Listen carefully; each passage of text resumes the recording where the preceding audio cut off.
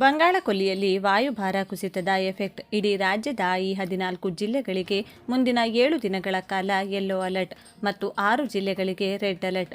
ಮುಂಗಾರು ಅವಧಿಯಲ್ಲಿ ಕಡಿಮೆ ಮಳೆಯಾಗಿ ರೈತರಿಗೆ ಸಂಕಷ್ಟ ಉಂಟಾಗಿದ್ದು, ಈಗ ಮುಂದಿನ 7 ದಿನಗಳ ಕಾಲ ಸತತವಾಗಿ ಮಿಂಚು, ಗುಡುಗು, ಸಿಡಿಲು ಸಹಿತ ರಣಭಯಂಕರ ಗಾಳಿಯೊಂದಿಗೆ ಕೂಡಿದ ಮಳೆ ಬೀಳಲಿದ್ದು, ಹವಾಮಾನ ಇಲಾಖೆ ಮುಂದಿನ 7 ದಿನಗಳ ಕಾಲ ರಾಜ್ಯದ ಈ 14 ಜಿಲ್ಲೆಗಳಿಗೆ ಯೆಲ್ಲೋ ಅಲರ್ಟ್ ಘೋಷಣೆ. ರೈತರು ತಮ್ಮ ಕೃಷಿ ಚಟುವಟಿಕೆಗಳನ್ನು ಈಗ ಕೆಲವು ದಿನಗಳ ನಂತರ ಅಂದರೆ ಜುಲೈ ಅಂತ್ಯದ ವೇಳೆಯಲ್ಲಿ ಆರಂಭಿಸುವ ಸಮಯ ಬಂದಾಗಿದೆ. ಪ್ರತಿ ವರ್ಷ ಜೂನ್ನಲ್ಲಿ ಆರಂಭಿಸಬೇಕಿದ್ದ ಕೃಷಿ ಚಟುವಟಿಕೆಗಳನ್ನು 1 ತಿಂಗಳವರೆಗೆ ಮುಂದುವರೆಸಲಾಗಿದೆ. ಹಾಗೂ ಕೆಲವು ಜಿಲ್ಲೆಗಳಲ್ಲಿ ಇನ್ನೂ ಕೂಡ ಬರದ ಪರಿಸ್ಥಿತಿ ಎದುರಾಗಿದ್ದು, ಸರ್ಕಾರಕ್ಕೆ ಬರ ಘೋಷಣೆ ಮಾಡುವಂತೆ ರೈತರು ಪಟ್ಟು ಹಿಡಿದಿದ್ದಾರೆ. ಬನ್ನಿ, ಇಷ್ಟಕ್ಕೂ ಯಾವ ಜಿಲ್ಲೆಗಳಲ್ಲಿ ಯಾವ ದಿನಾಂಕದಂದು ಭಾರಿ ಪ್ರಮಾಣದಲ್ಲಿ ಭಯಂಕರ ಗಾಳಿಯೊಂದಿಗೆ ಕೂಡಿದ ಮಳೆ ಬೀಳಲಿದೆ ಹಾಗೂ ಯೆಲ್ಲೋ ಅಲರ್ಟ್ ಘೋಷಿಸಿರುವ ಜಿಲ್ಲೆಗಳು ಯಾವ್ಯಾವು ಎನ್ನುವ ಬಗ್ಗೆ ಕಂಪ್ಲೀಟ್ ಮಾಹಿತಿಯನ್ನು ತಿಳಿದುಕೊಳ್ಳಲು ತಪ್ಪದೆ ವಿಡಿಯೋಗೆ ಈಗಲೇ ಒಂದು ಲೈಕ್ ಮಾಡಿ ಹಾಗೂ ವಿಡಿಯೋವನ್ನು ತಪ್ಪದೆ ಕೊನೆವರೆಗೂ ನೋಡಿ. ಕರಾವಳಿ ಮತ್ತು ಮಲೆನಾಡು ಭಾಗಗಳಲ್ಲಿ ಅಲ್ಲಲ್ಲಿ ಭಾರೀ ಮಳೆಯಾಗುವ ಸಾಧ್ಯತೆ ಇದ್ದು, ಒಳನಾಡು ಜಿಲ್ಲೆಗಳಲ್ಲಿ ಜುಲೈ 28ರಿಂದ ಮಳೆಯ ಪ್ರಮಾಣ ಹೆಚ್ಚಾಗುವ ನಿರೀಕ್ಷೆ ಇದೆ. ದಕ್ಷಿಣ ಕನ್ನಡ, ಉಡುಪಿ, ಉತ್ತರ ಕನ್ನಡ, ಶಿವಮೊಗ್ಗ, ಚಿಕ್ಕಮಗಳೂರು ಹಾಗೂ ಕೊಡಗು ಜಿಲ್ಲೆಗಳಲ್ಲಿ ಭಾರೀ ಮಳೆಯ ಮುನ್ಸೂಚನೆ ನೀಡಲಾಗಿದೆ. ಈ ಭಾಗಗಳಲ್ಲಿ ಗಂಟೆಗೆ 30ರಿಂದ 40 ಕಿಲೋಮೀಟರ್ ವೇಗದ ಬಿರುಗಾಳಿ ಸಹಿತ ಮಳೆಯಾಗುವ ಸಾಧ್ಯತೆ ಇದ್ದು, ಕರಾವಳಿ ಭಾಗದ ಜನರು ಎಚ್ಚರಿಕೆಯಿಂದ ಇರುವಂತೆ ಸೂಚಿಸಲಾಗಿದೆ. ಇನ್ನು ಉತ್ತರ ಒಳನಾಡಿನ ಬೆಳಗಾವಿ, ಬಾಗಲಕೋಟೆ, ಬೀದರ್, ಧಾರವಾಡ, ಗದಗ, ಹಾವೇರಿ, ಕಲಬುರಗಿ, ಕೊಪ್ಪಳ, ರಾಯಚೂರು, ವಿಜಯಪುರ ಹಾಗೂ ಯಾದಗಿರಿ ಜಿಲ್ಲೆಗಳಲ್ಲಿ ಬಿರುಗಾಳಿ ಸಹಿತ ಸಾಧಾರಣ ಮಳೆಯಾಗುವ ಸಾಧ್ಯತೆ ಇದೆ.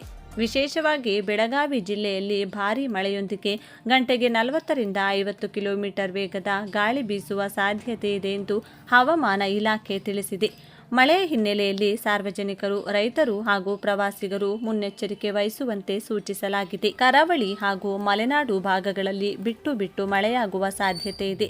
ಒಳನಾಡಿನ ಜಿಲ್ಲೆಗಳಲ್ಲಿ ಮಳೆಯ ಪ್ರಮಾಣ ತಗ್ಗಲಿದ್ದು, ಒಣ ಹವಾಮಾನ ಹಾಗೂ ಬಿಸಿಲಿನ ವಾತಾವರಣ ಹೆಚ್ಚಿರಲಿದೆ. ಪಶ್ಚಿಮ ಬಂಗಾಳದ ಕರಾವಳಿಯಲ್ಲಿ ಮತ್ತೊಂದು ವಾಯುಭಾರ ಕುಸಿತದಂತಹ ಸುಳಿ ಅಥವಾ ತಿರುಗುವಿಕೆ ಉಂಟಾಗುವ ಲಕ್ಷಣಗಳಿದ್ದು, ಇದರ ಪರಿಣಾಮದಿಂದ ಮುಂದಿನ 2-3 ದಿನಗಳಲ್ಲಿ ರಾಜ್ಯದಲ್ಲಿ ಮಳೆ ಹೆಚ್ಚಾಗುವ ಸಾಧ್ಯತೆಗಳ ಬಗ್ಗೆ ಹವಾಮಾನ ಇಲಾಖೆ ನಿಗಾ ವಹಿಸಿದೆ.